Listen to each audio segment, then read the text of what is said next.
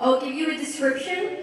Don't think too much about it, but I want you to record in your mind the image that you see. All right, so first, I want you to imagine the director of a computer science lab. This person has just received a grant for their work, and now they're sitting at their desk debugging their current project. Done, okay? Keep your eyes closed and raise your hand only if the person that you imagined was a woman.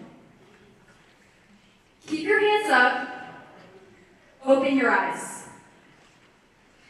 Thank you. You can put your hands down now. Much of history, as we know it, is shaped by the stories that aren't told, rather than the ones that are. And I find that really interesting. Because if you think about it, the little ripples of conflict, victory, and everyday life are shaped just as much by the absence of stories than the presence of them. Our internal assumptions, the images we record in our minds, and the language we use are all tainted and colored by the residues of our historical past and the stories we don't hear. My name is Ananya Pradhan. I'm a senior at the Harker School, a computer science researcher and a curious person. And today I want to share one of these untold stories, or rather, unheard ones. Ever since I was a kid, I've always been fascinated by computers. Obviously, we live in the center place of all things technology, but they mean something more than that to me. Like learning how to walk, I hobbled and skipped, making interactive games at first, jumped and found my footing doing AI research now. But it wasn't always like this. When I was younger, I still had somewhat of an impression of computer science as not for me. The people I learned about, tech pioneers like Bill Gates and Steve Jobs and Mark Zuckerberg, were all men. I mean, these guys don't look like me, do they? I wanted to become a lawyer or a policymaker. I wanted to make a change. And for 7-year-old me, I didn't yet quite understand what my role would even be within the sphere of technology. But if this were the 1960s, my role would have been clear. If I was interested in computer science, I would have been a computer. Yes, you heard me right. I would not have used a computer, I would have been one. In the 40s and the decades after, the people who performed calculations and computations were called human computers, and a large part of these folks were women. When some of the first actual computers were developed, the domain of computing was filled with women as well, but they weren't seen as coders. Rather, their work was seen as clerical. Now, this idea of the nerd, the Silicon Valley 20-something man coding in his garage, that didn't exist yet. The presence of women was everywhere in the field, and aside from the physical presence of women, you had all these computer women. Many of the first interactive chatbots that you could talk to and operational computers had female names. Much like Siri and Alexa today, you had Eliza, you had Susie, Betsy, and Sadie. They would support you and help you understand. And aside from the domain of computing specifically, in the 70s, after the peak of second-wave feminism, women were studying other scientific fields and medicine more than they ever had. But computer science, that was different. Unlike other academic subjects, female participation in computer science actually declined. How bizarre is that? When I first saw this graph, I felt a lot of emotions. And most of all, I was confused. I mean, look at that graph. There's a lot going on. And the most mystifying thing about it is that you have these field-wide patterns, this era of changing consciousness, and you still see a decline in female computer science participation. And that's when I set out to understand this phenomena better. Along the way, I worked to untangle the web of factors that led to this decline. But what I learned about social change in the present was even more important. So to start this project, I went to the decades that created this, 2 decades before in the 1960s. Let's start with the images that define that period. So as I was scrambling through the Computer History Museum, I tried to picture myself in the context of that time. Let's imagine that you are a kid in the late 60s. You're a young girl flipping through magazines and tracing your fingers over the advertisements, imagining what you could be and what you want and what you could do. Your first ever look at a computer through the media appears here. If she can only cook as well as Honeywell can compute. Where to start with this one? Here you see that a woman can never be a computer scientist. Clearly, a computer functions as a tool that helps her cook for a man. Or imagine now, you see all these sorts of ads about new technologies like filing units. While not a computer, this technology will, quote, make any girl in your filing department worth 3 times as much. Technology makes you useful. It makes you worth something. Now, if I was a high school senior in the 60s, I'm not sure that I would have been encouraged to pursue computer science. But let's imagine for a second that I still was. Maybe I've always been interested in computers, or I'm just curious about the way things work and I want to make a decent amount of money. Flipping through Cosmopolitan in 1967, I came across The Computer Girls, what was probably a well-intentioned article designed to incentivize women to become programmers. A systems engineer at Vassar is first introduced to readers as someone who, quote, could easily be a high fashion model. Another woman, whose name is Sally Brown, by the way, is principally defined by the color of her hair. She's introduced just as a redhead. The article's appraisal of these women's physical beauty serves to reinforce that they lacked intellect. And going a step further, the article insinuates that Sally Brown's dedication to work late was simply because, quote, there's sometimes a nice male programmer around to take a girl home. And in the last paragraph of the Computer Girls article, they list some legitimate reasons for women to get involved in computing, such that it pays better. Even so, the very last line of the Computer Girls is a man's voice. One of those 160,000 men in the field who says, we like having the girls around since, quote, they're prettier than the rest of us.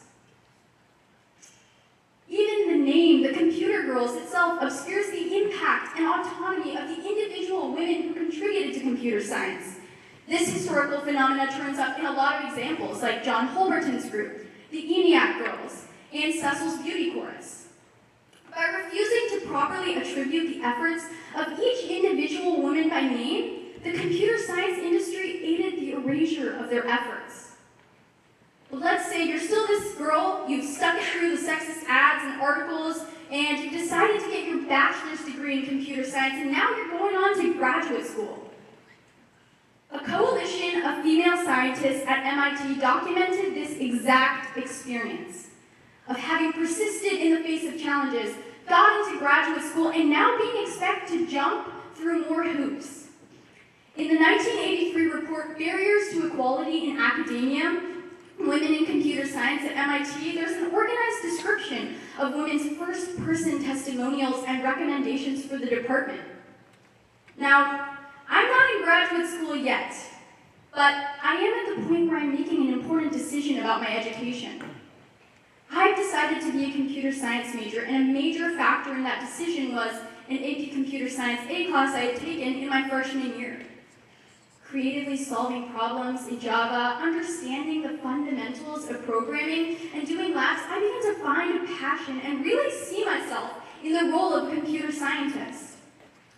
But even in the 21st century, it wasn't all sunshine and rainbows. On the first few assessments, I struggled, and as a freshman who hadn't yet decided that I was going to become a computer scientist, I could have 2 choices. I could choose another subject to pursue and feel comfortable that it wasn't expected for me to improve in the field anyway. Or, with mentorship and encouragement, I could be pushed to explore and excel in this field. And luckily for me, it was the latter.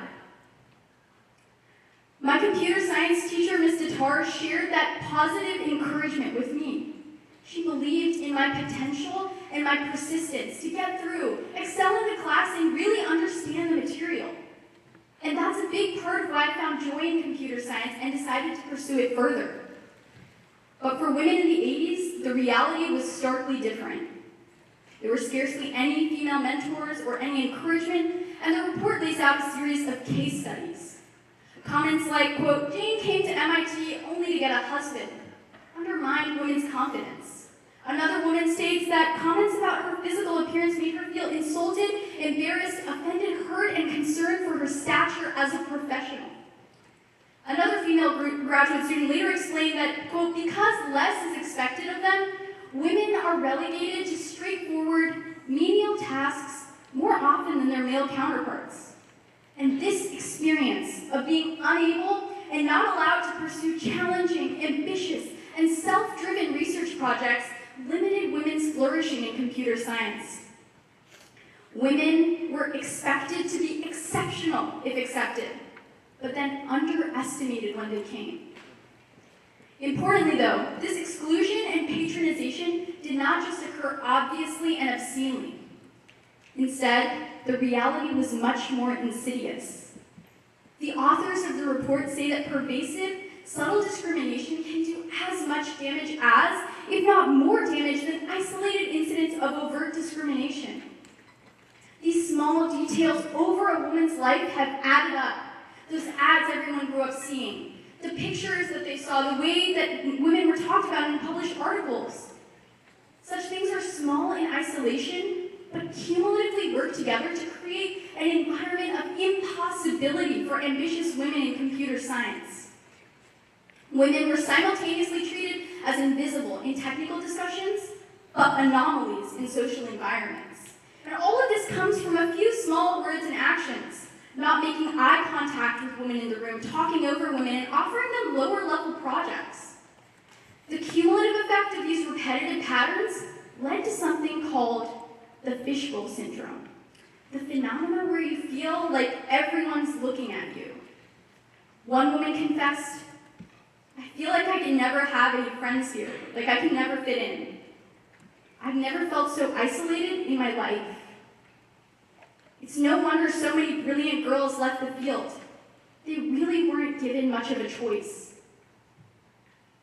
But today, these stories actually reveal something quite powerful. That all it takes is small changes in each of our words, our actions, and some self-reflection about our assumptions. I didn't always think that this was enough, though. When I was younger, I thought that to make a serious positive change, you needed to move mountains, create huge movements of epic scale, and organize drastically. But through my personal metamorphosis as a woman in computer science, I've learned that the key lies in something much easier, but at the same time, much trickier. The way that we can craft an inclusive future, one where people feel welcome and are encouraged to pursue their ambitions, is by asking the hard questions. These hard questions cause us to think critically about our actions in industry, in academia, or in social situations. Looking at the women in the 60s, we had to ask, why were women always referred to as a group without names? For the women in the 80s, they had to ask, how do we best effectively impact the future of female CS participation at MIT? And the Department of CS at MIT had to think about, well, how do we change everyday behaviors to welcome our female collaborators? And you, too, will have to ask many hard questions in the pursuit of a collaborative and empathetic future. Through a collective shift in our media, our attitudes, and our language, we can deconstruct these harmful norms which may persist into the present. Recognizing women's individual contributions and autonomy is the first step, because we're far from done with making progress. Even today, there are still brief glimpses where I myself feel, do I deserve to be here? Am I in the right place? Culturally, there are looming echoes of a society that once excluded women from these spaces. But it's in these small moments that I realize the importance of the small actions we all take, ways that the present can metamorphose under our control. Through my research and computer science mentorships, I've had mentors like Dr. Junming Serafina Shi and Ms. Datar show me, role models show me that together women can come together in spaces that once excluded us. Through my research in your Mitra with Ms. Holland and Ms. Gilbert, I've learned the importance of perspective and the fact that, yes, I do belong. Many of these women in the 80s grew up without female mentors. And I'm lucky to have some amazing ones, even like my advisor, Dr. Pascali, who has instilled in me a belief in the capability of our collective problem solving. And at the end of the day, having allies, female or not, is essential because it really takes a village. And I can thrive and find a passion in sharing stories with folks like you who will mold the future of technology and society with your leadership. So if there's one thing that you take away from the talk, it should be this: ask the hard questions. Don't just let the kaleidoscopic filters of the world impress upon you an understanding of what the world is, or what you should do, or where you belong. Reflect on those images you've seen, the messages that have built up, and be mindful and intentional with the words you use. Feeling unwelcome is hard. When you're the only one who looks like you in the room, it's challenging to recognize your own value. But even if everyone else looks just like you, it's hard to see how your actions could affect and exclude other people. Even so, by interrogating these assumptions, every single one of you has the potential to really take a crack at solving some of these global problems. So take a lesson from the evolution of women in computer science. Their stories were obscured and voices ignored, but today many of them have left behind amazing legacies. But collectively, they shaped the present with their impact from the past. And together, we can too. So you need to ask yourself the hard questions. If not now, when? And if not you, who? Thank you.